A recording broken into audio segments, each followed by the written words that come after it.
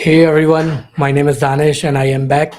I would like to say the session was really great by Kelly on how to build a personal brand that converts in e-commerce.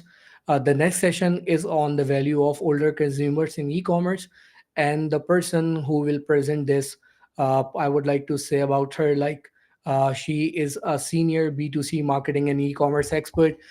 She is also expert in delivering revenue and growth, an advisory board member of UK Association for Ecommerce Retailers, none other than Janis Thomas. Hey Janice, how are you? I'm great, thank you. Thank you for having me. Thank you so much for your valuable time. I think we can start. The viewers are ready to ask their questions and for the presentation. So we can start. The floor is yours. Excellent. Thank you very much. So, yes, today I'd like to talk to you about the value of older consumers in e commerce. I know there's been a lot of discussion over the last few days around the value of Gen Z and Gen Alpha and how to target those new generations. But I think older consumers offer a massive opportunity, which I am going to tell you about today.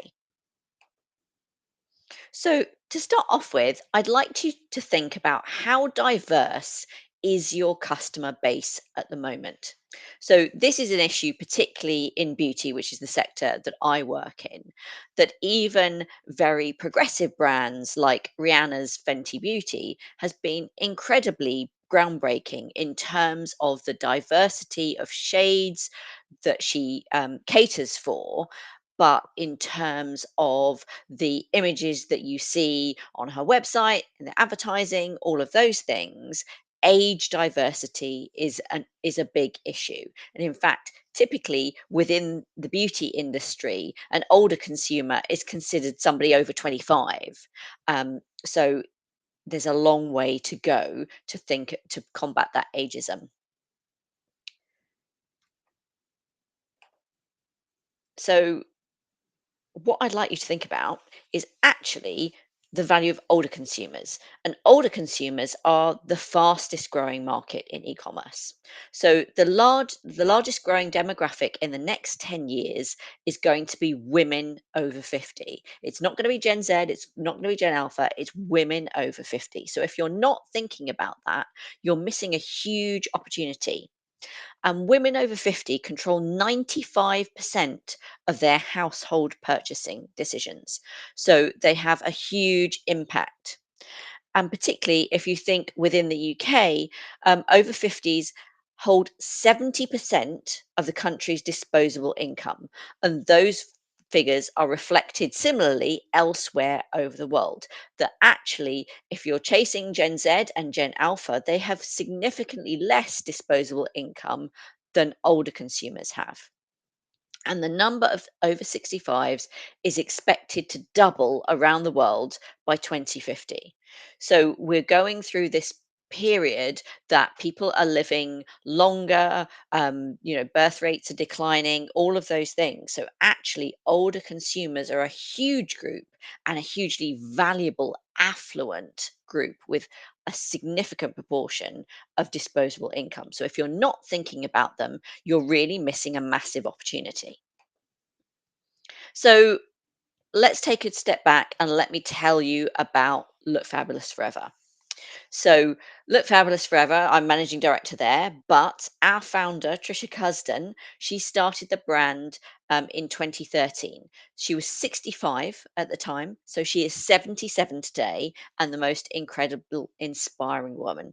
And essentially, as she got older, particularly after she'd been through menopause, the makeup and skincare products that she was using were less effective, that she wasn't able to get the effect that she wanted from them, particularly from makeup.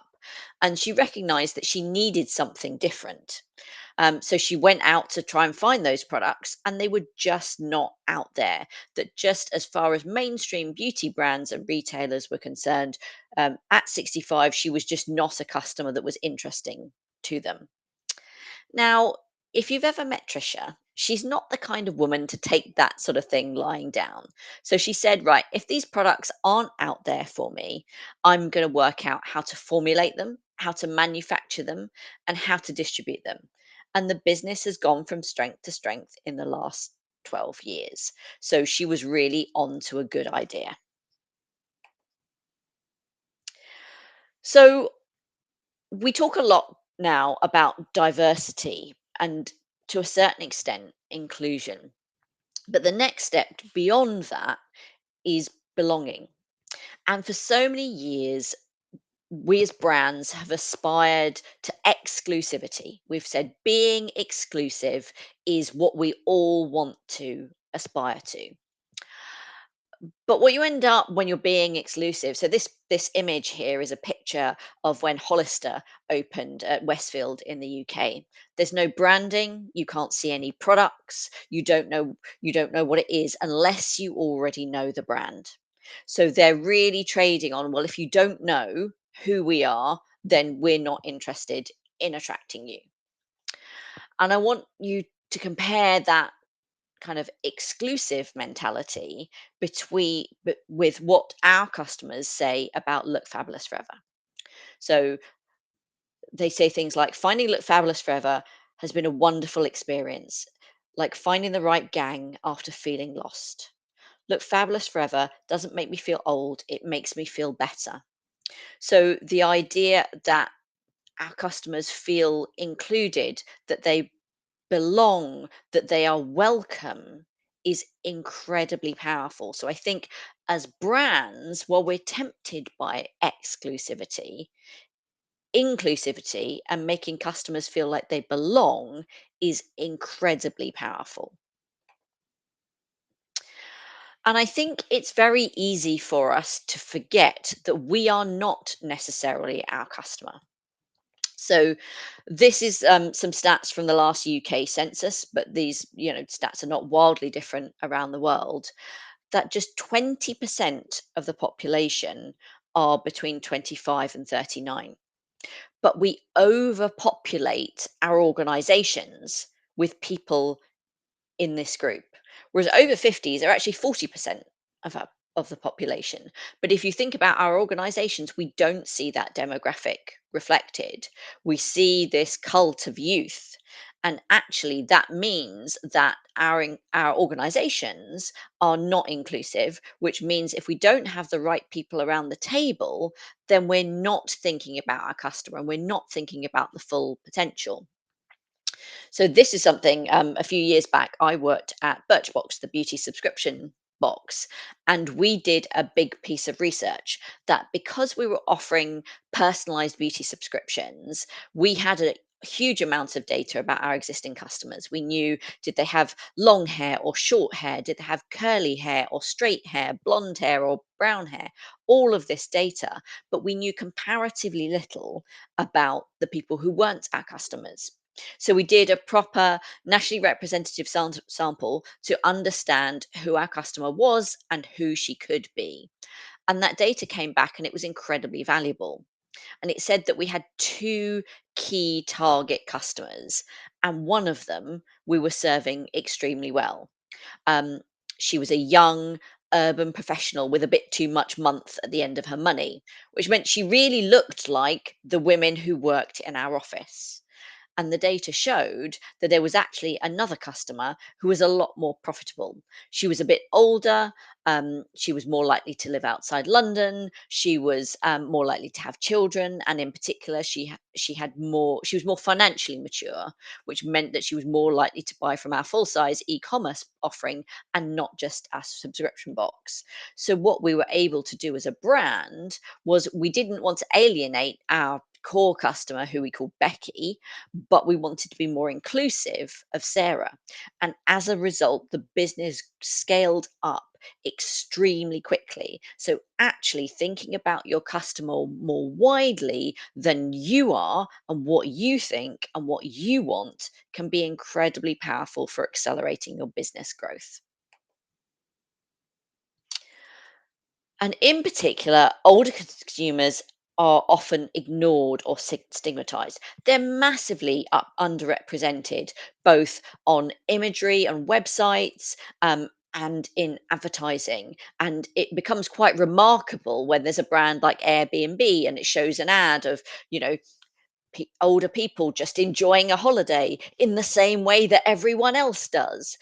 It's ridiculous that something like that is remarkable because that demographic is so overlooked.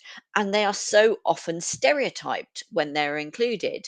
When I say to people, oh, my target customer is typically women in their 60s, 70s, or 80s, and our typical customer is in her 70s, they say things like, do they even shop online? Do they know how to use the internet? Incredibly, incredibly wrong things that actually, when I speak to people, they say, "Oh, I've got this vision of a woman in her 70s as a grey-haired granny in a grey cardigan."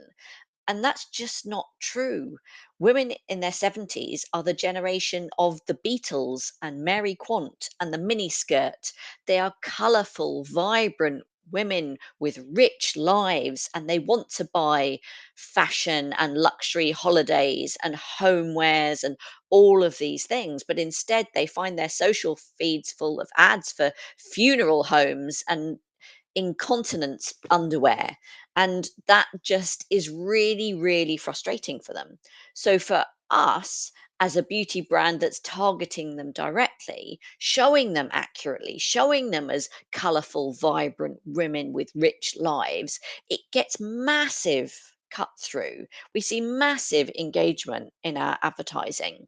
Whereas if we show our products are all specifically designed for a use case that an older woman faces that a mainstream product doesn't account for. So, for example, our blusher. Typically, if you would buy a blusher, you would either buy a cream blush or a powder blush. But as you get older, if you wear a powder blush, it sits in the fine lines in your skin and it's not very flattering. But if you wear a powder blush, then older skin is very absorbent. So you put it on in the morning and you look amazing. But by lunchtime, it's completely disappeared. It's like you never put it on in the first place. So our blusher is designed as a cream to powder formula. So it goes on smoothly as a cream, but then it dries as a powder so the color sits on your skin and stays vibrant all day. So if you saw a picture of my blusher, it looks exactly the same as a blusher from Clinique or MAC or anyone else. So if you just saw the product, you wouldn't know why it was different. So actually, accurately representing our customers helps them understand what the product is, why it's different, why they should buy it. And here are some stats from our customers. 98% of them shop online. 39% do all or most of their shopping online. And this is really interesting that I actually had a conversation with the young people who worked in our office the other day, and that the majority of the team in their 20s said actually they prefer to shop in store than online. So within e-commerce, that older consumer is a huge opportunity. 88% of them use online banking, 82% watch TV and movies online, and 72% listen to music, audiobooks, and podcasts. So these customers are shopping online. They want to buy from you, but if you're not accurately representing them or if you're not even targeting them at all, then it's a massive missed opportunity. Having said that, older consumers are a wide demographic. If I've got customers in their 60s, 70s, and 80s, that could be mother and daughter. And if you think about your own parents, your own tastes can be very different. So it is not a monolith. It is not a older consumers one size fits all, but it's actually representing a range of older consumers in their full diversity.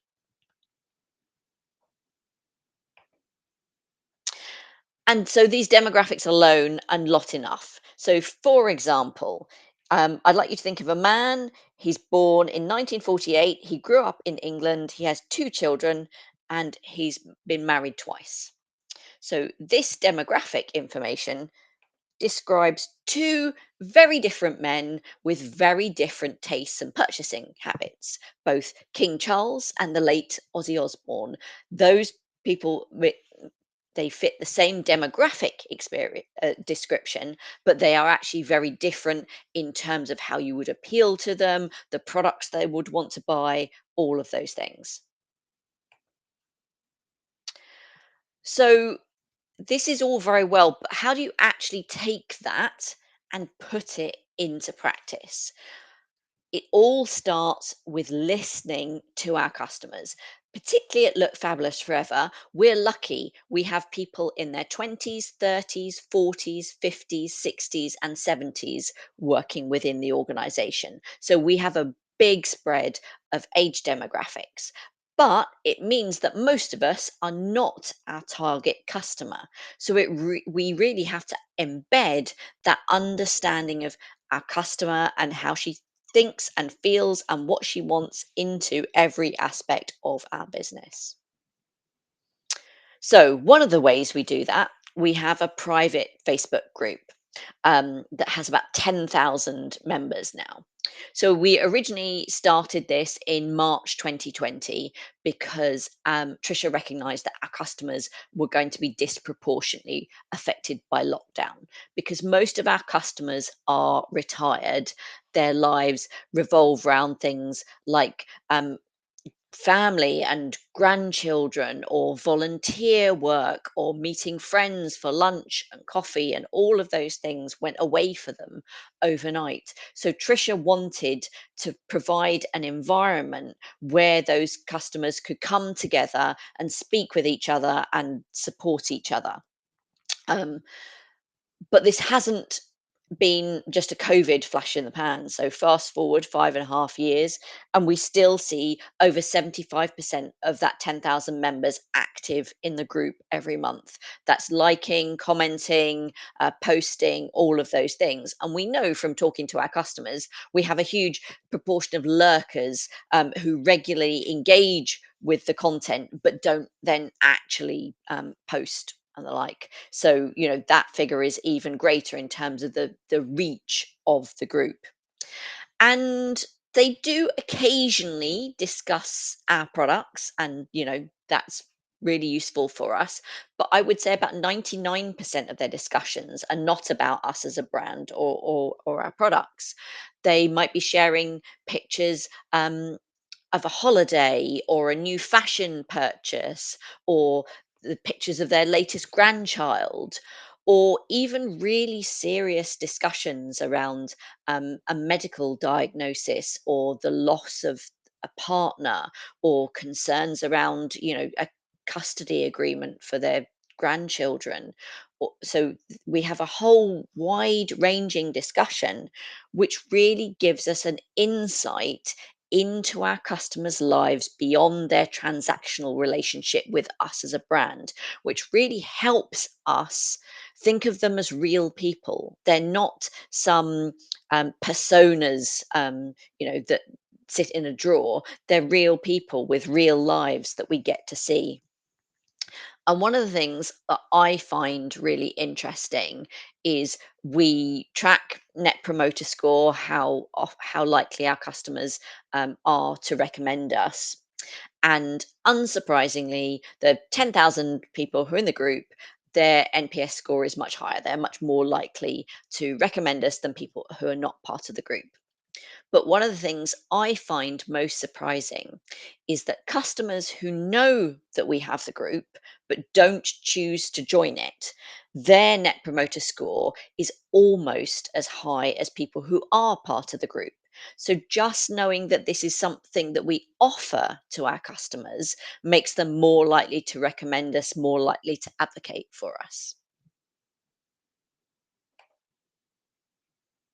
We have an amazing customer services team, and they reflect the demographic of the women that we serve. That they are not, if you call us up, you are not speaking to some 20-year-old who has no idea, what product would be right for you. You're going to speak to somebody who really, really understands the issues that you face. um, and they offer support over phone, over email. We have live chat, we have chat bots. Customers can book in a Zoom call so they can have a one-to-one conversation, and that the customer services team can actually see the customer and what their skin looks like, what products they're using, all of those things. um, our team feeds back issues to us in real time, that if we've got a problem with a product, they will tell us straight away. And one of the things that we really try to do as a business is that we try to solve problems upstream so that our customer services team can focus on adding value. So, for example, we have an amazing third party logistics partner, and typically they ship most orders on the day that they are placed. And that makes a massive difference, because it means that our customers typically say that their order arrives when or before they expected, which means that our customer services team are not tied up with tens of thousand queries about where is my order. They can focus on giving that one-to-one service direct to our customers. And our customers really, really appreciate that they are treated with humanity. We had an instance a few years back where we had a call to the customer services line, but um, the customer hung up before Caroline was able to take the call. Um, Caroline, being incredibly diligent, made an effort when she had a spare moment to call that customer back to see what they needed, and kind of why they'd called. And the customer said that um, she tried to call, but she'd become overwhelmed while she was waiting, because she wanted to redeem a gift voucher that her husband had bought for her birthday. But unfortunately, in the meantime, her husband had died, and she was just too upset to carry on with the call. So it was enormously meaningful to her that Caroline had made that effort to call her back and speak with her and take time to understand what she needed. So, because we solve problems upstream, we're able to provide that level of depth and care, genuine care for our customers. And we're really about getting as much feedback from our customers as we possibly can. So we do social listening. Obviously, our customer services team feed things back. So, for example, Julie on the customer services team did a Zoom consultation with a customer who had recently been through chemotherapy and was facing some very specific issues. And this was something she was like, "Oh, we should have more content on our site specifically to help people facing that particular issue." We collect reviews, so we find out, are our customers happy with us? What's going wrong? Trisha writes a weekly blog. It's much more about her experience as an older woman in society, rather than specifically about the company or our products. But we get huge amounts of engagement with that blog. So we get to understand what issues our customers are engaging with in the wider world. We also do formal quarterly customer services that go to everyone who's bought from us in the last 3 months. They enable us to do benchmarking. So, for example, we have a very generous returns policy. So you can buy any of our products and try it. And if the color doesn't suit you, or it doesn't suit your skin, or for whatever reason, you can return that to us free of charge, for either a full refund or um, another exchange for another product or a color. And try going into a high street beauty retailer and buying a lipstick and trying it and being like, "Oh, that didn't work." You're not getting your money back. But we have this incredibly generous returns policy. So that's one of the things we benchmark in our quarterly customer service survey. What proportion of our customers know that we have this, so we're able to check, are we communicating well? We ask a mix of quantitative things like, do they know about our generous returns policy? Do they know about our recycling program? Do they know that we're cruelty free? All of these things. We also ask very qualitative things like, what kind of content would they like to see from us in the future? What do they think we're doing well? What could we improve? What kind of products do they want to see us from us in the future? All of those things.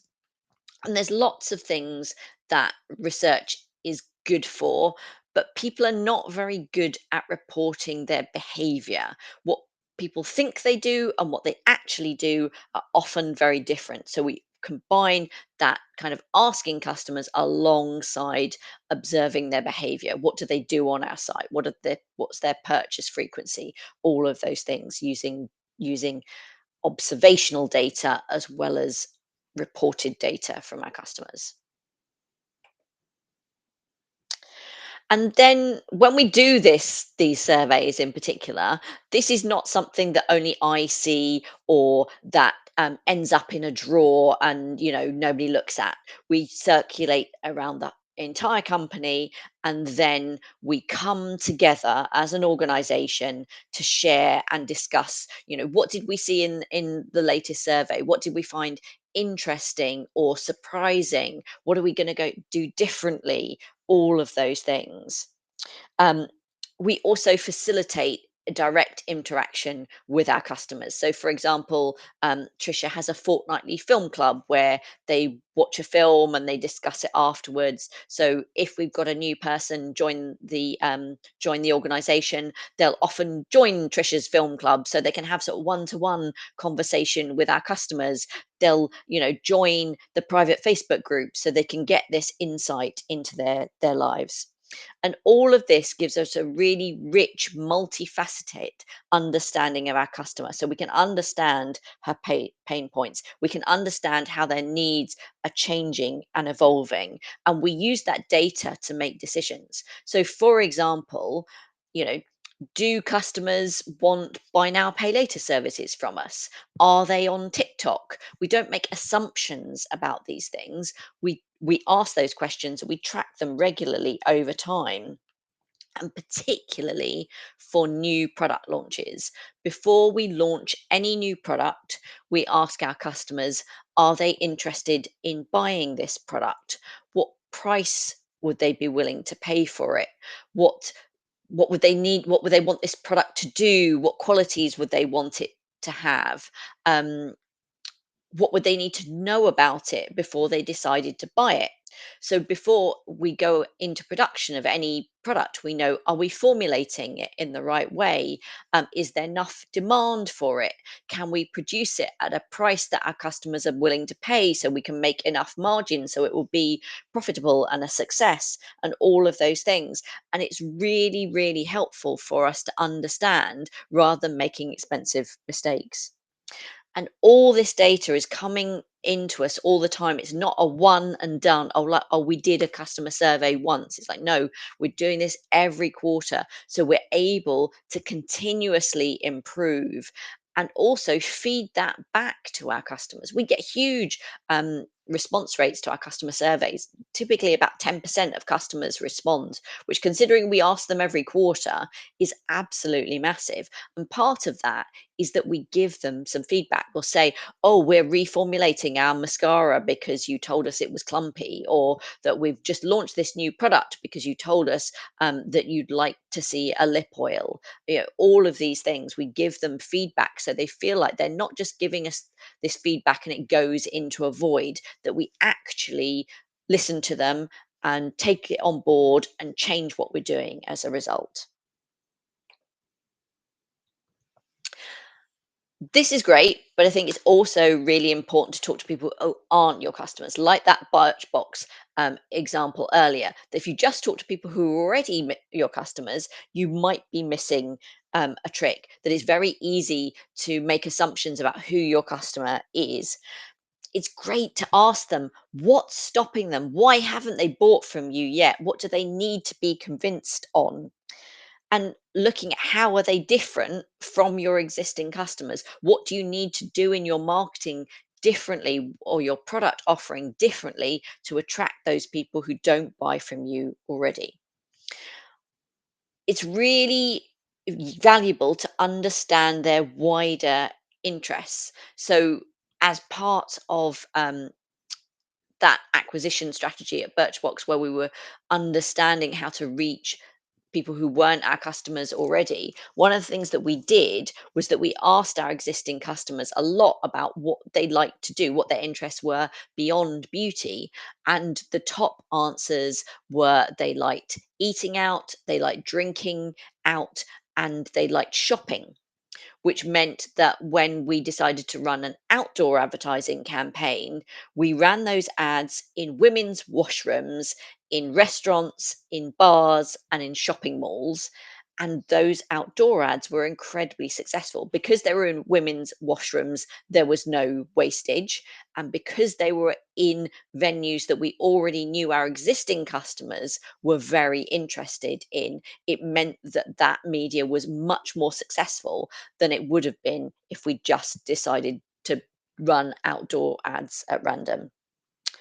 And I think it's also really useful to, because it helps you understand how easy it is to reach them and persuade them that on the surface, potentially anyone could be your potential customer, but it might be really, really hard and expensive to persuade them, in which case it's better to go after the people who are easier to reach and easier to persuade. I think accessibility is really important. Um, that your users' needs, particularly because I have an older audience, I am concerned about, for example, hearing difficulties. But then if we're more inclusive more generally, all of us have some kind of situational accessibility needs. For example, you might want to watch a video on your phone and you can't find your headphones, so you want subtitles. You might be trying to navigate your phone while it's raining and you're holding an umbrella and you're trying to navigate the site. We all have these situational accessibility needs. So being more accessible is just good practice. It's just removing those friction for customers that have specific accessibility needs, then makes your site easier to use for everyone.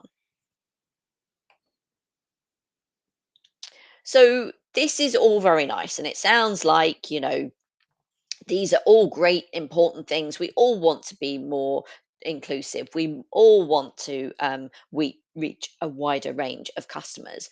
But at the end of the day, we care about what impact does it have on our business.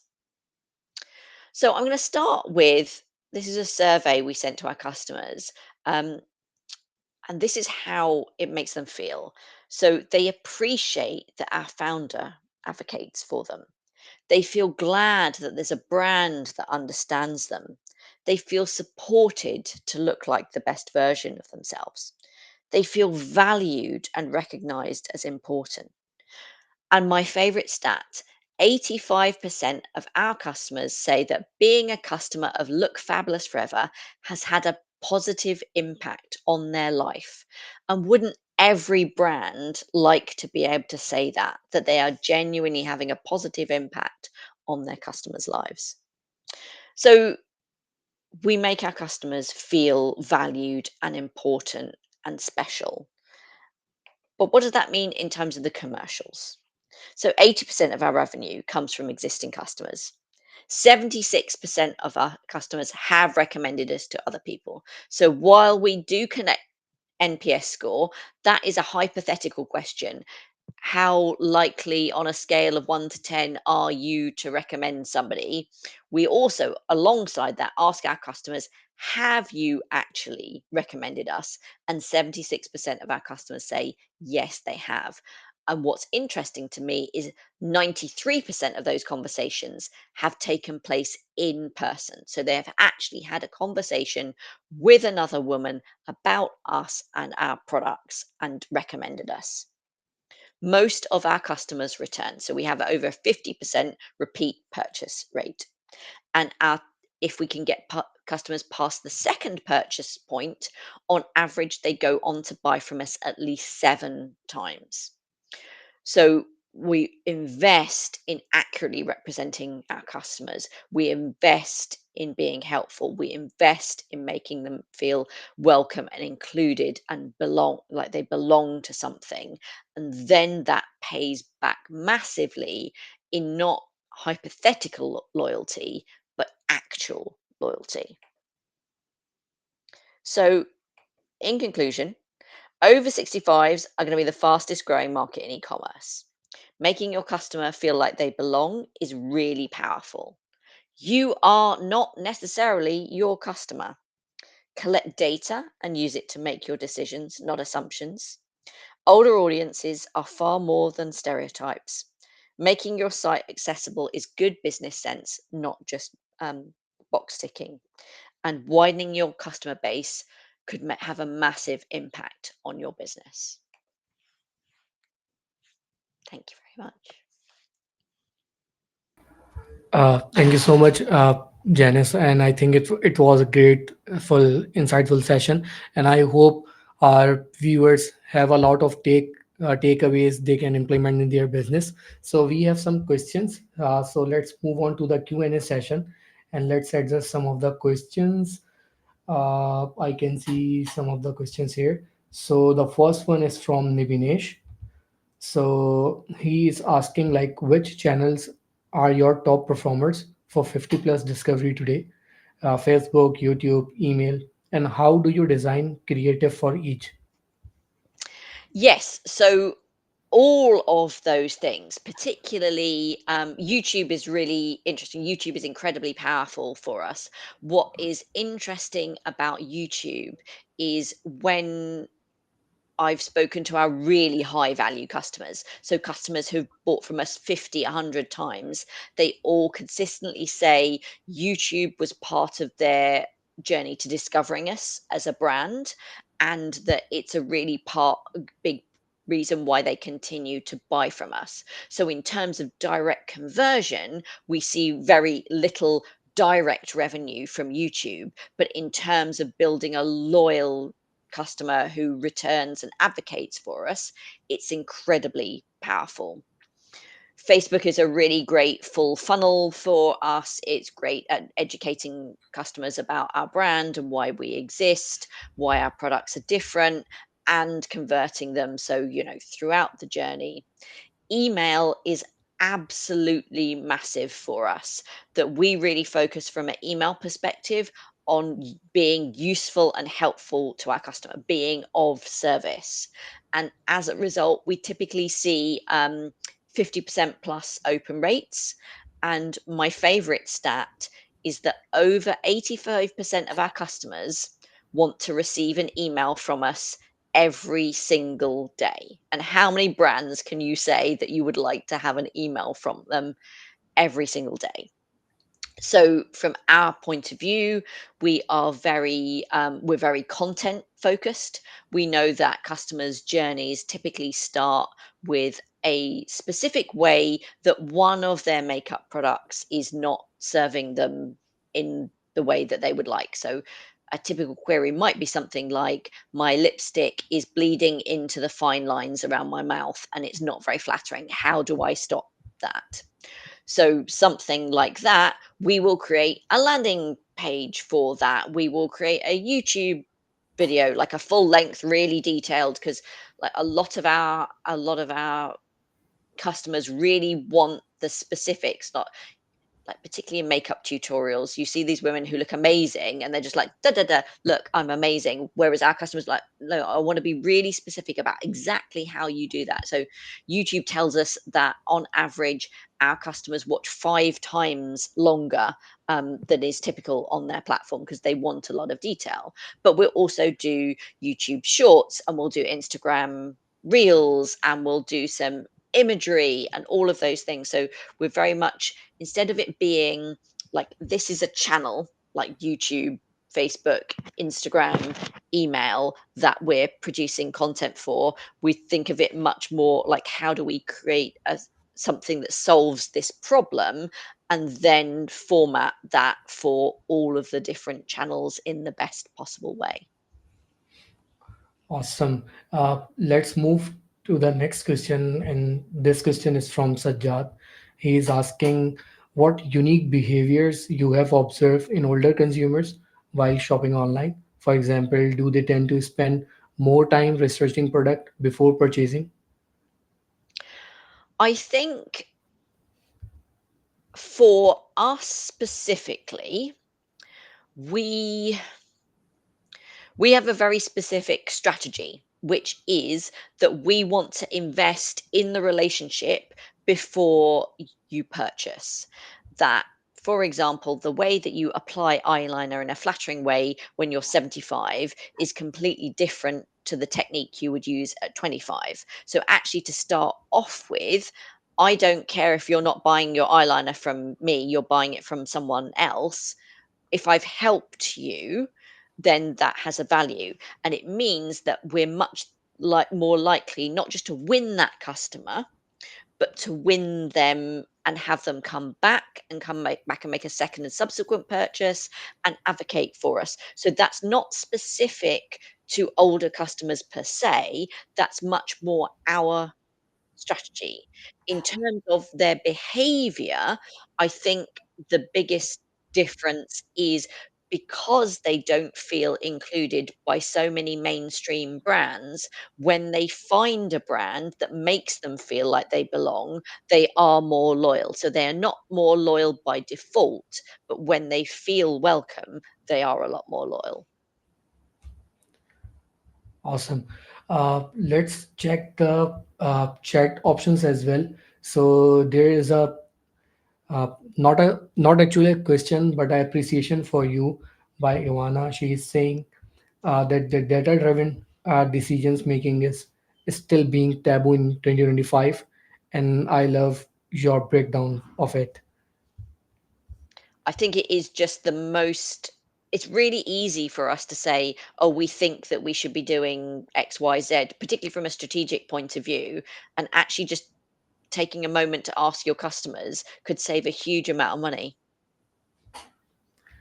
Perfect. Thank you so much, Janice, for your valuable time. It's mean a lot, and I think there are key takeaways for our viewers as well. So this is Janice. For our viewers, don't go anywhere. We have another exciting activity lineup that is tagline in 30 seconds. So you have a chance to participate and win big prizes. So it is your chance to participate in the activities and win big. And there is another update that we recently announced our awards. So you have a chance to showcase your product and get valued by Cloudways.